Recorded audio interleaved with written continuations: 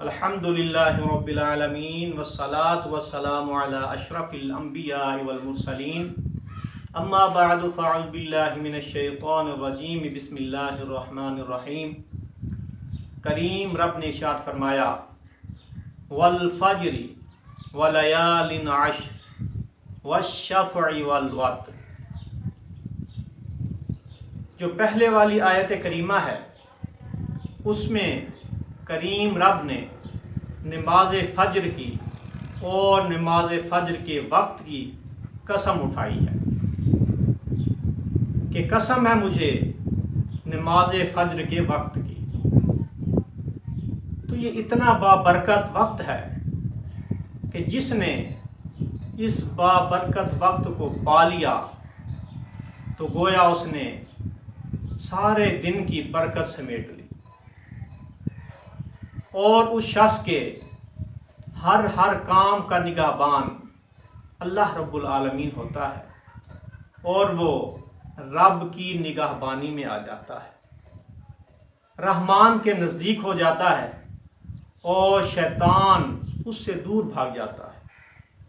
اور اس کے برعکس اگر کوئی شخص اس وقت کو ضائع کر دے تو وہ سارا دن رب کی رحمتوں سے دور اور شیطان کے نزدیک ہو جاتا ہے۔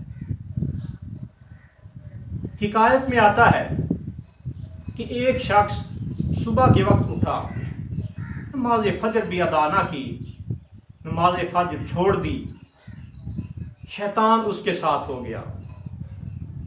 ظہر کا ٹائم ہوا، ظہر کی نماز بھی اس نے چھوڑ دی۔ تو یہ دیکھ کر شیطان بڑا حیران ہوا، اس شخص سے کہنے لگا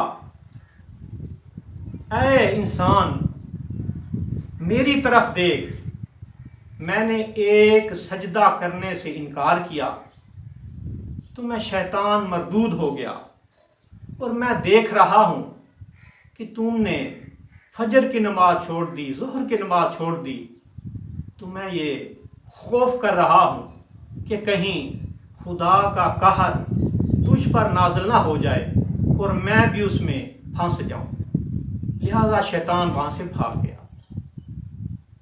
تو اس حکایت سے ہمیں یہ سبق ملتا ہے کہ بے نمازی اتنا منحوس ہوتا ہے کہ اس کے سایہ سے بھی شیطان بھاگتا ہے۔ تو ہمیں کوشش کرنی چاہیے کہ 5 وقت با جماعت نماز ادا کریں۔ پھر آیت کے اگلے حصے میں فرمایا وَلَيَالٍ عَشْرٍ، اور قسم ہے 10 راتوں کی۔ حضرت ابن عباس رضی اللہ تعالیٰ عنہ ارشاد فرماتے ہیں کہ 10 راتوں سے مراد ذی الحجہ کی 10 راتیں مراد ہیں، اور والشفع سے مراد یہ ہے کہ قربانی کا دن، والوتر سے مراد 9ویں ذی الحجہ ہے۔ ان دونوں کی فضیلت احادیث مبارکہ میں بہت زیادہ آئی ہے۔ حضرت ابو ہریرہ رضی اللہ تعالیٰ عنہ سے روایت ہے، کریم آقا نے ارشاد فرمایا کہ یہ جو 10 ذی الحجہ کے دن ہیں تو ان کے برابر پورے سال میں کوئی بھی فضیلت کے دن نہیں، اور ان دنوں میں کثرت سے اللہ کا ذکر کیا کرو۔ حدیث مبارکہ میں آتا ہے کریم آقا کی محفل لگی ہوئی ہے، صحابہ کرام کو فرماتے ہیں اے صحابہ، تم میں سے کوئی ایسا بھی ہے جو روزانہ احد پہاڑ کے برابر عمل کر لے؟ تو سب صحابہ فرمانے لگے یا رسول اللہ یہ تو ناممکن ہے۔ فرمایا ہر شخص کر سکتا ہے کہ سبحان اللہ کا ثواب احد پہاڑ سے زیادہ ہے، الحمدللہ کا ثواب احد پہاڑ سے زیادہ ہے، اللہ اکبر کا ثواب احد پہاڑ سے زیادہ ہے، اور لا الہ الا اللہ کا ثواب احد پہاڑ سے زیادہ ہے۔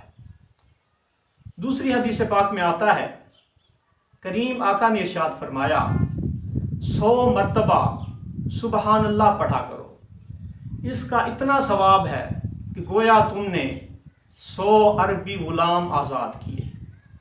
اور 100 مرتبہ الحمدللہ کہا کرو، اس کا اتنا ثواب ہے کہ گویا تم نے 100 گھوڑے یہ جنگ کے لیے ما سامان کے دیے۔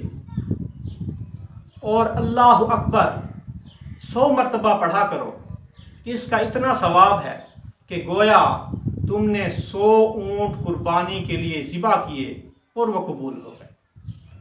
اور فرمایا 100 مرتبہ لا الہ الا اللہ پڑھا کرو کہ اس کا ثواب اتنا ہے کہ یہ زمین و آسمانوں کے درمیان والی جگہ کو بھر دیتا ہے۔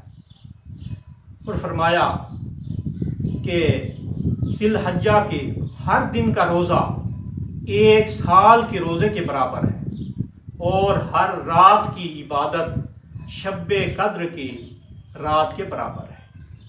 اور فرمایا کہ اگر کوئی شخص 9ویں ذی الحج صرف 1 روزہ رکھ لے تو اس کا ثواب اتنا ہے کہ 1 سال پہلے اور 1 سال بعد والے اس کے تمام گناہ بخش دیے جاتے ہیں۔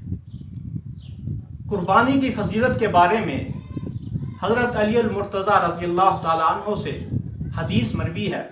فرمایا کہ کریم آقا نے ارشاد فرمایا، اے فاطمہ جاؤ اپنی قربانی کے پاس حاضری دو، یوں ہی اس کے خون کا پہلا قطرہ گرے گا تو تمہارے سارے گناہ معاف ہو جائیں گے، اور روز قیامت اس جانور کو اس کے گوشت اور خون کے ساتھ لایا جائے گا اور میزان میں 70 گنا بھاری کر کے رکھا جائے گا۔ اور اگر کوئی شخص مالی وسعت بھی رکھتا ہے، اس کے باوجود وہ قربانی نہیں کرتا، تو کریم آقا نے ارشاد فرمایا کہ وہ شخص ہماری عیدگاہ کے قریب بھی نہ آئے۔ تو اللہ کریم سے دعا ہے کہ اللہ رب العزت ہمیں ان دنوں میں کثرت سے ذکر کرنے اور قربانی کرنے کی توفیق عطا فرمائے۔ وما علیہ الا البلاغ المبین۔